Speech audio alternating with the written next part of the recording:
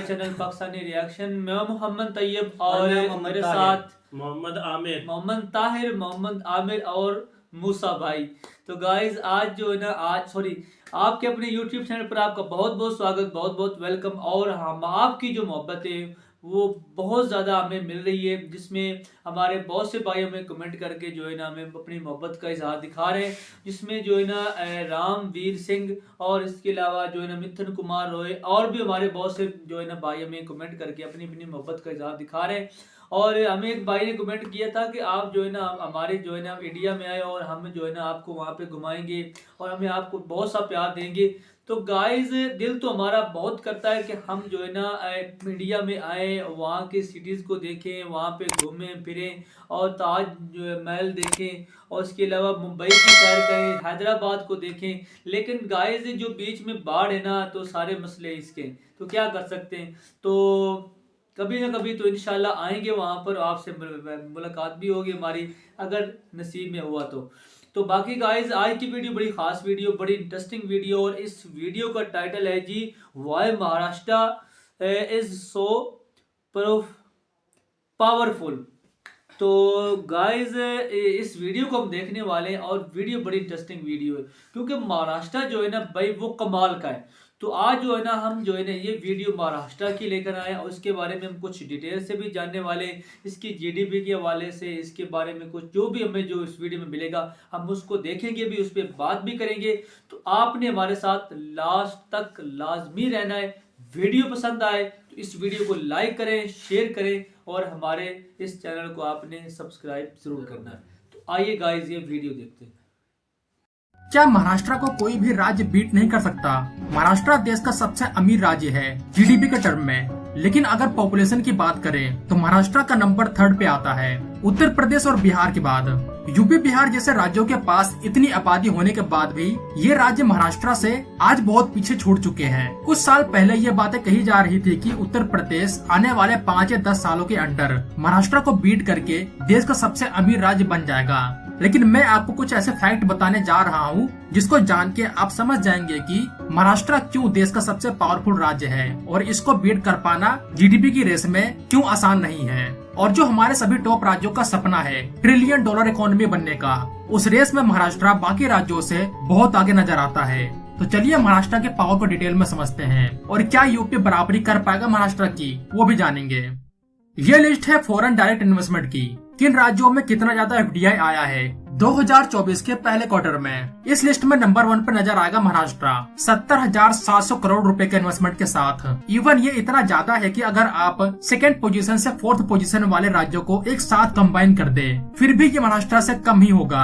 देश का जो सबसे आबादी वाला राज्य है यानी उत्तर प्रदेश, उसकी रैंक 8th पोजीशन पे है, सिर्फ 370 करोड़ रुपए का एफडीआई। ऐसी बात नहीं है कि महाराष्ट्र की फर्स्ट रैंक इसी साल आई है, बल्कि महाराष्ट्र पिछले साल भी टॉप पे था। अगर आप पिछले 10 सालों का डेटा उठाकर देखें तो यहाँ महाराष्ट्र, गुजरात, कर्नाटका में ही रेस लगी रहती है कि नंबर 1 पे कौन रहेगा। लेकिन पिछले 2 सालों से महाराष्ट्र सभी राज्यों को बीट कर रहा है। इससे आपको एक चीज तो पता चल रही होगी कि जो बाहर के इन्वेस्टर्स हैं उनका कितना ज्यादा भरोसा है महाराष्ट्र पे। और हो भी क्यों ना, महाराष्ट्र की लोकेशन काफी ज्यादा खास है। यहीं पे आपको देश के कुछ सबसे बड़े पोर्ट मिलेंगे और यहीं पे ही देश के सबसे बड़े पोर्ट का निर्माण हो रहा है, वाधवन पोर्ट, जिसके ऊपर मैंने एक डिटेल वीडियो बना रखी है और इसका लिंक मैं डिस्क्रिप्शन में दे दूंगा। इसके अलावा महाराष्ट्र देश का वो राज्य है जिसने पिछले 10 सालों में सबसे ज्यादा हाईवेज और एक्सप्रेसवेज का निर्माण किया है। 10 साल पहले महाराष्ट्र में टोटल हाईवे नेटवर्क की लेंथ थी सिर्फ 6,250 किलोमीटर की, लेकिन ये आज बढ़कर 18,460 किलोमीटर को पार कर चुकी है। आपको एक इंटरेस्टिंग फैक्ट बताता हूँ, आजादी से लेकर अब तक उत्तर प्रदेश ने आज तक जितने भी किलोमीटर के हाईवेज बिल्ड किए हैं, ऑलमोस्ट उतना ही बड़ा नेटवर्क महाराष्ट्र ने सिर्फ 10 सालों में बिल्ड किया है, यानी 12,210 किलोमीटर से ज्यादा। इसी टाइम पीरियड में उत्तर प्रदेश ने अपने टोटल हाईवे की लेंथ में सिर्फ 4,284 किलोमीटर के नए हाईवे ऐड किए हैं। एंड अगर आप सोचते होंगे कि जो भी महाराष्ट्र में एफडीआई आ रहा है इन वेरियस सेक्टर्स, वो चाहे मैन्युफैक्चरिंग का सेक्टर हो या फिर आईटी का सेक्टर, तो इसके रिटर्न में महाराष्ट्र से क्या और कितना मिलता है देश को। तो अगर आपको ये जानना है तो इसके लिए मैं आपको जीएसटी कलेक्शन की रिपोर्ट दिखाता हूँ। जीएसटी यानी गुड एंड सर्विस टैक्स, ये सभी राज्यों पे एक समान लागू हुआ है। जीएसटी जो राज्यों में कलेक्ट होता है, इसका 50% सेंटर को जाता है और 50% राज्यों को जाता है। अगर मैं सिर्फ राज्यों की बात करूँ तो ये डेटा है 2024 का, जहाँ महाराष्ट्र ने सबसे ज्यादा जीएसटी का कलेक्शन किया है। तो जो ये इतना बड़ा डिफरेंस है यहाँ, वो चाहे एफडीआई का हो, हाईवे कंस्ट्रक्शन का हो या फिर जीएसटी कलेक्शन का हो, उसको देखकर ऐसा लगता है कि महाराष्ट्र का आज के टाइम कंपटीशन देश के राज्यों से नहीं बल्कि चाइना के किसी बड़े प्रोविंस से है, क्योंकि यहाँ महाराष्ट्र हर सेक्टर में देश के सभी राज्यों से न सिर्फ आगे जा रहा है बल्कि एक बड़ा मार्जिन क्रिएट कर रहा है। आज के टाइम महाराष्ट्र देश का सबसे अमीर राज्य है, जिसकी जीडीपी 510 बिलियन डॉलर के लगभग है। ऑलमोस्ट 13% का शेयर है महाराष्ट्र का भारत के टोटल जीडीपी में। अगर आज के टाइम महाराष्ट्र एक अलग देश होता तो इकोनॉमी के मामले में महाराष्ट्र की रैंक पाकिस्तान, बांग्लादेश जैसे देशों से ऊपर होती। अब मैं आपको दो स्टेटमेंट दिखाता हूँ, दो राज्यों का एम। पहला है महाराष्ट्र का और दूसरा है उत्तर प्रदेश का। महाराष्ट्र की सरकार का एम है कि 2028 तक महाराष्ट्र को $1 ट्रिलियन की इकोनॉमी बनाना है। नाउ ये पॉसिबल हो पाएगा या नहीं, उसको हम आगे जानेंगे, लेकिन पहले हम एक और बड़े स्टेट के एम के बारे में जानते हैं, जो कि होने वाला है उत्तर प्रदेश का। उत्तर प्रदेश की सरकार ने अपने राज्य के लिए एम रखा है 2027 का $1 ट्रिलियन इकोनॉमी का। इसके अलावा कर्नाटक, तमिलनाडु और गुजरात ने भी 2030-35 का टारगेट रखा है $1 ट्रिलियन इकोनॉमी बनने का। अब यहाँ हम दो सवालों के जवाब ढूंढने की कोशिश करेंगे। पहला सवाल, क्या ये सभी राज्य अपने दिए हुए टारगेट को पूरा कर पाएंगे या नहीं, और दूसरा सवाल कि आखिर कौन सा राज्य सबसे पहले इस टारगेट को अचीव करेगा। अब यहाँ यूपी ने सबसे पहले इस टारगेट को अचीव करने का डेट रखा है। तो चलिए डेटा के जरिए समझते हैं कि कौन सा राज्य सबसे पहले $1 ट्रिलियन के ड्रीम को पूरा करने में कामयाब होता है। सो अभी के लिए महाराष्ट्र की जीडीपी 510 बिलियन डॉलर के अराउंड है, जबकि उत्तर प्रदेश की जीडीपी 310 बिलियन डॉलर के अराउंड है। अगर महाराष्ट्र को $1 ट्रिलियन के टारगेट को अचीव करना है 2028 तक, तो इसके लिए कितनी ग्रोथ चाहिए, ये जानने के लिए मैंने एआई का यूज किया और जो रिजल्ट आया वो ऑलमोस्ट सेम ही था जो हिंदुस्तान टाइम्स के इस आर्टिकल में है। तो जो एआई का कैलकुलेशन आया उसके अकॉर्डिंग महाराष्ट्र को हर साल 18% से ज्यादा की ग्रोथ रेट चाहिए 2028 तक, तब जाके ये राज्य $1 ट्रिलियन के मार्क को टच कर पाएगा। अब सवाल होगा कि क्या ये राज्य 18% की ग्रोथ रेट को हासिल कर पाएगा। वेल, ये नामुमकिन तो नहीं है, लेकिन इसको मेंटेन रख पाना, क्या ये पॉसिबल हो पाएगा, देखने वाली बात होगी। और जो अभी का ग्रोथ रेट है इन राज्यों का, उसके अकॉर्डिंग ये राज्य कब तक $1 ट्रिलियन के मार्क को टच कर पाएंगे वो भी जानेंगे। तो यहाँ हमने जाना कि महाराष्ट्र को 18% के अराउंड ग्रोथ रेट चाहिए 2028 तक, लेकिन उत्तर प्रदेश की सरकार ने तो 2027 तक का टारगेट रखा है। इस राज्य को कितनी ग्रोथ रेट चाहिए होगी उसको भी देखते हैं। वेल, जो आज की जीडीपी है यूपी की, उससे आगे बढ़कर 2027 तक $1 ट्रिलियन के मार्क को टच करना है, तो इसके लिए इस राज्य को 50% की ग्रोथ रेट चाहिए होगी, जो कि ऑलमोस्ट इम्पॉसिबल है। अब ये तो मुझे नहीं पता कि यूपी की सरकार ने किस बेस पे यह कहा कि ये टारगेट 2027 तक अचीवेबल है, या फिर ऐसे ही बोल दिया। इसके बारे में मैं तो कुछ नहीं बोल सकता अभी, और सेम महाराष्ट्र के लिए भी है।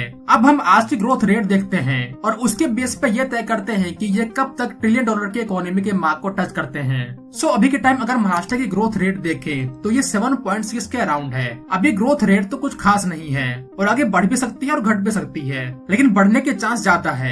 चलो मान के चलते हैं अब महाराष्ट्र 9% की एवरेज ग्रोथ रेट से ग्रो करेगा, तो इस रेट से कब तक ये राज्य $1 ट्रिलियन की इकोनॉमी बनता है। वेल, इस टारगेट को अचीव करने के लिए महाराष्ट्र को 2031 तक का वेट करना पड़ सकता है। अगर महाराष्ट्र इस बीच डबल डिजिट की ग्रोथ रेट को टच कर पाता है तो ये टारगेट 2030 में ही अचीव हो जाएगा। तो यहाँ महाराष्ट्र का जो टारगेट है और जो रियल एस्टिमेशन है उसमें कोई ज्यादा फर्क नहीं है। और वही अगर यूपी की बात करें तो यूपी को इस टारगेट तक पहुँचने में 2035-36 तक का टाइम लग सकता है, अगर 9 से 10% की ग्रोथ रेट से ग्रो करे तो यहाँ जो डेटा हमारे सामने है उससे तो यही लगता है कि यूपी का टारगेट बहुत ही ज्यादा अनरियलिस्टिक है। लेकिन क्या यूपी महाराष्ट्र के बाद दूसरा राज्य बन सकता है $1 ट्रिलियन के मार्क को टच करने में? वेल, इसमें भी मुझे थोड़ा डाउट है, अनलेस कोई रेडिकल चेंजेस न आए जो एक्चुअली वर्क करे इस राज्य के लिए।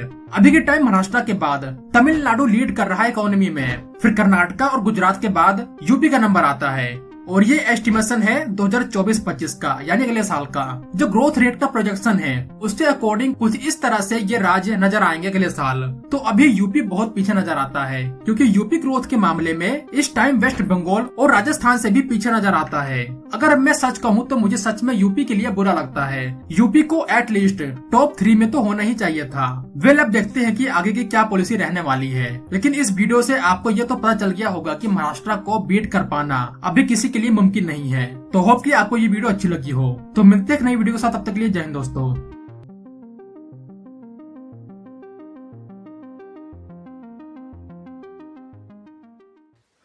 वो कहते हैं ना, गालिब के दिल बहलाने को गालिब ख्याल अच्छा है, लेकिन आज हमें पता चला कि जो भारत का जो महाराष्ट्र है वो भाई पूरे भारत पे भारी है। ये तो आज हमें इस वीडियो में मालूम हुआ, और जान के बड़ी हैरानगी भी हुई कि जो इतना ज़्यादा जो है ना पूरे भारत के एक नंबर पे जो स्टेट जा रहा है, तो इसको कहते हैं जी महाराष्ट्र। तो एक और जो बात हमें जो है ना बड़ी इंटरेस्टिंग लगी, जो अल्टीमेटम दिया है जी यूपी ने महाराष्ट्र को, जो उसकी जीडीपी उसको क्रॉस करने के लिए 2030 तक।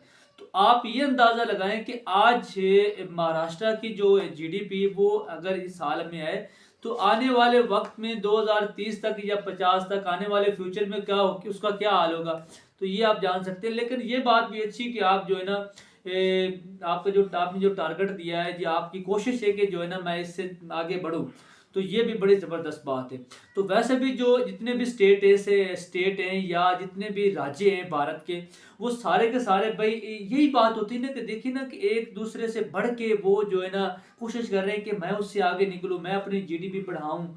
तो इस दौड़ में लगे हुए हैं, ये नहीं कि उसका फायदा क्या हो रहा है, तो डायरेक्टली जो है ना उसका फायदा भारत को हो रहा है, भारत देश को हो रहा है, भारत की आवाम को हो रहा है। तो ये सारी जो मेहनत है भाई, वो किसकी मेहनत है? ये आम जो पब्लिक है, इंडियन पब्लिक है, उनकी मेहनत है।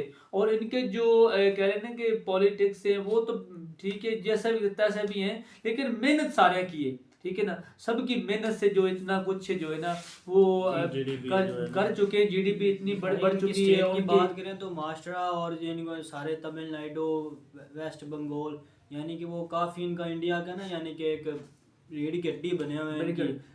बिल्कुल। एक और बड़ी इंटरेस्टिंग बात बताई भी हमें इस वीडियो में उन्होंने कहा कि अगर ये महाराष्ट्र अगर इंडिया के साथ बिलफर्ज ना होता, तो इसका जो जीडीपी है भाई वो पाकिस्तान को भी क्रॉस कर चुका होता, बांग्लादेश अलग देश होता ना, तो बांग्लादेश और पाकिस्तान से आगे होता है, आगे होता। लेकिन इस वक्त पे भी वो आगे ही, वो कौन सा पीछे है, ठीक है ना। अगर वैसे अगर बात करें आगे मुकाबला तो कर रहे हैं ना, एक